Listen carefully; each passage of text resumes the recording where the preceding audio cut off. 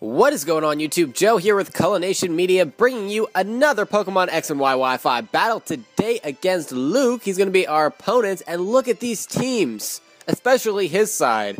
I mean, that's incredible. Milotic and Pyroar, first of all, just to start things off. And then we've got Aerodactyl, Metagross, Trevenant, and Glade. Very much so a UU-ish team. And Pyroar, I don't even think that's considered UU. I'm pretty sure it's going to go NU this generation. On my side, I've got a little bit more OU stuff, and I feel kind of bad about that. I mean, he's got Trevenant and maybe Metagross, but Metagross might even be UU this generation. Not sure. On my side, I've got Jolteon, Flygon, Crawdaunt, Scizor, Alakazam, and Reuniclus. I'm pretty sure Reuniclus is going to go to UU this generation. Crawdaunt is UU, Flygon is UU, but the other three are definitely OU, so I feel a little bit bad about that, because it kind of seems like I might be outclassing him in teams, and I don't like doing that. Normally it's the other way around. Normally, I just bring, like, kind of crap Pokemon that are in lower tiers, just because I like to use them. But not this time at all. So let's just see how this battle goes. And he's going to start off with his Glade. And I'm going to send out my Ohm the Jolteon, and he always does so much work. He really does. I love Jolteon.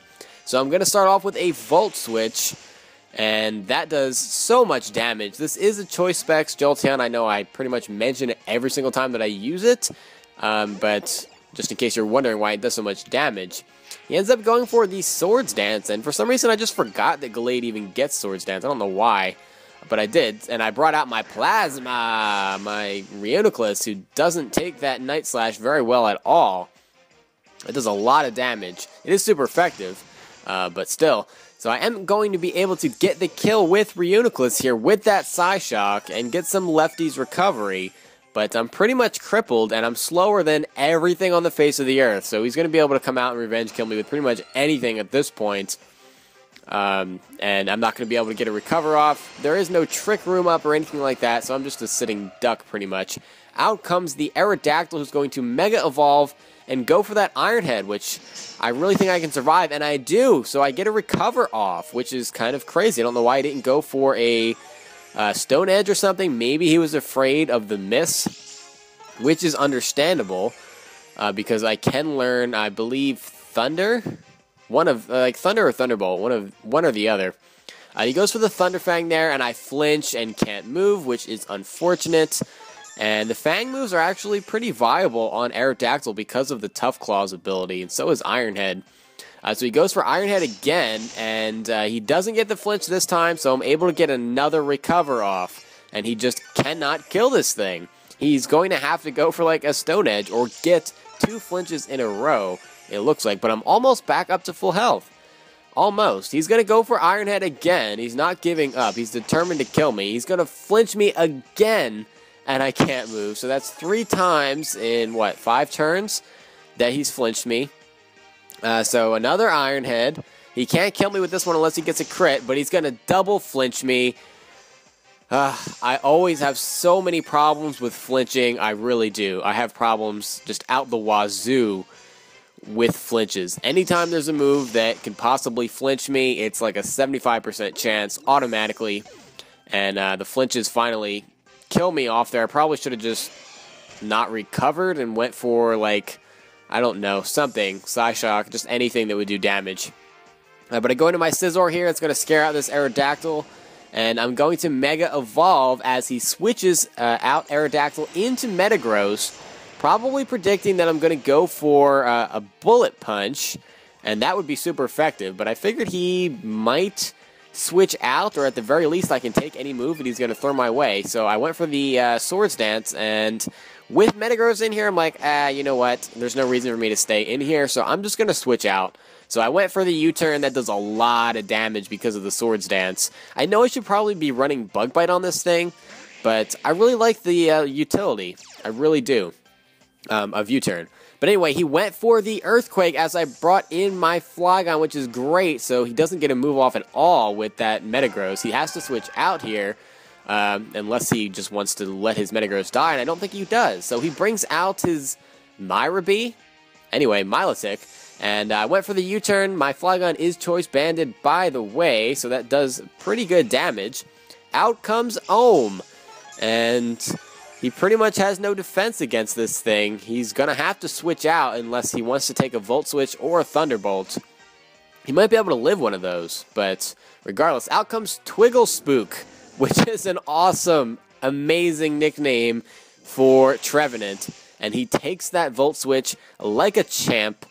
And Trevenant doesn't really have that much in the way of special defense, but Volt Switch is resisted.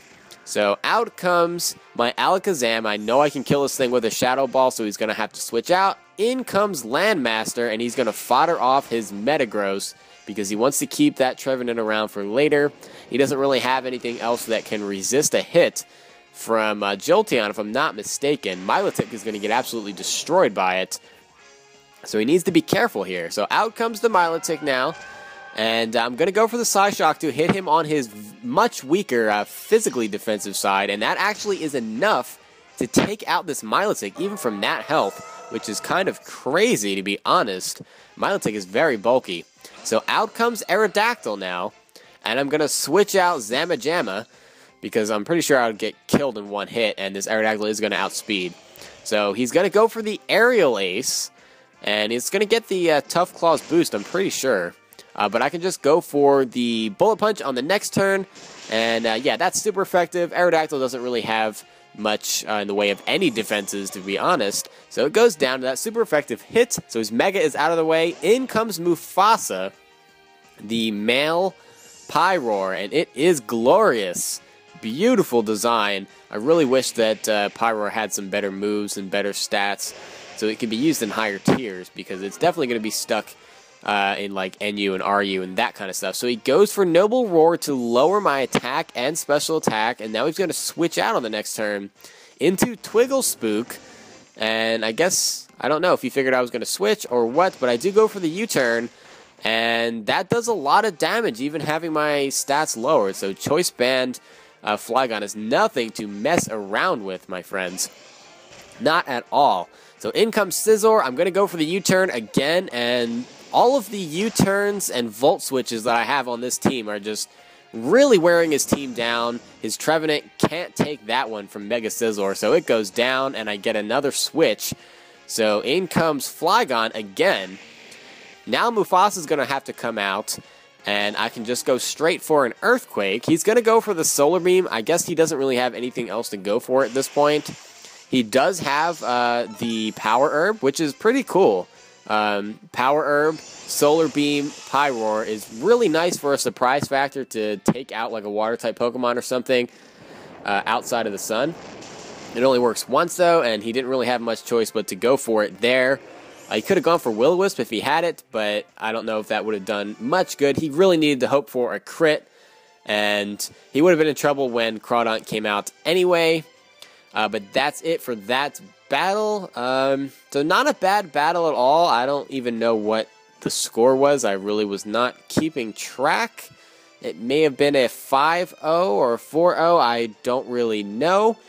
But it was a good battle, and I loved seeing those Pokemon that he had. I mean, all of those lower-tiered Pokemon, that is amazing. I love it when people do that. I love doing it myself. A little bit embarrassed that I brought so many higher-tier Pokemon in this battle. I was like, oh my god, what is wrong with me?